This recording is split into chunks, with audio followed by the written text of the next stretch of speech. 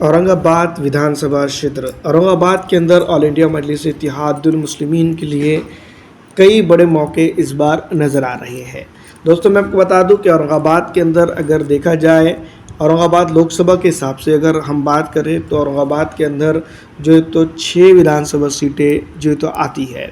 साथ ही साथ पैटर्न की अगर कभी हम मिला लेते हैं तो ये 7 विधानसभा क्षेत्र जो है तो हम ऐसे काउंट कर सकते हैं, जहां पर AIMIM जो तो काफ़ी मजबूत स्थिति में हो सकती है।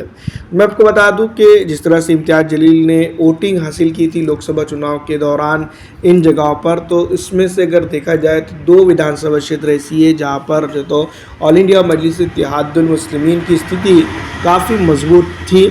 एक थी दोस्तों, मैं आपको बता दूं कि मौजूदा डॉक्टर गफ्फार कादरी की सीट, दूसरी सेंट्रल औरंगाबाद की सीट जहां पर जो तो ऑल इंडिया मजलिस इत्तेहादुल मुस्लिमीन ने जो तो अपनी पकड़ 2014 से बनाई हुई है।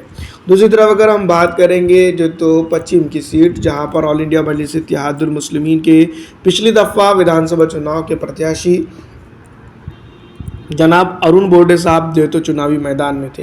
ये सीट जो है तो राखीव है। 2014 में यहाँ पर ऑल इंडिया मजलिस इत्तेहादुल मुस्लिमीन के गठबंधन के प्रत्याशी चुनाव लड़े थे, गंगाधर ढगे साहब। दूसरी तरफ अगर हम बात करें तो मैं आपको बता दूं कि वेजापुर की एक विधानसभा क्षेत्र आती है, गंगापुर वेजापुर की अगर हम बात करें तो ऑल इंडिया मजलिस इत्तेहादुल मुस्लिमीन ने अपनी यहाँ दस्तक मौता दी है। कन्नड़ विधानसभा क्षेत्र की भी हम इसके अंदर बात कर सकते हैं, जहाँ पर ऑल इंडिया मजलिस इत्तेहादुल मुस्लिमीन ने अपनी मौजूदगी जो तो मजबूत बना ली है। दूसरी तरफ अगर हम बात करें तो पैटर्न की, तो पैटर्न के अंदर एक वक्त में मैं आपको बता दूं कि ऑल इंडिया मजलिस इत्तेहादुल मुस्लिमीन 19 के अंदर विधानसभा चुनाव लड़ चुकी है और यहाँ पर भी ऑल इंडिया मजलिस इत्तेहादुल मुस्लिमीन की फ़िलहाल मौजूदगी बताई जा रही है। जिस तरह से अगर हम बात करें तो ऑल इंडिया मजलिस इत्तेहादुल मुस्लिमीन इन 6 की 6 विधानसभा क्षेत्रों के ऊपर अगर प्रत्याशी इस बार उतारती है तो काफ़ी बदलाव और बड़ा वोट गेन यहाँ पर कर सकती है।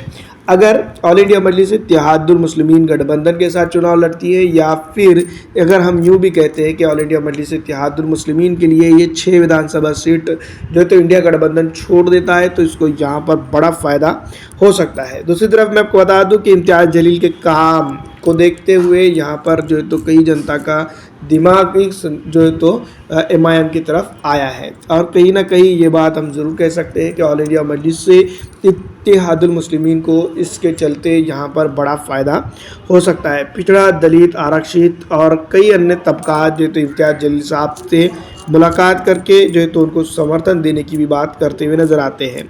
MIM ने अपना जो है तो मौक़िफ़ साफ कर दिया है कि वो 28 सीटों के ऊपर विधानसभा चुनाव लड़ने की ख्वाहिशमंद है। अब देखना ये होगा कि सत्ता पक्ष और विपक्ष MIM को किस तरह से लेता है। फिलहाल इस वीडियो में इतना ही दोस्तों।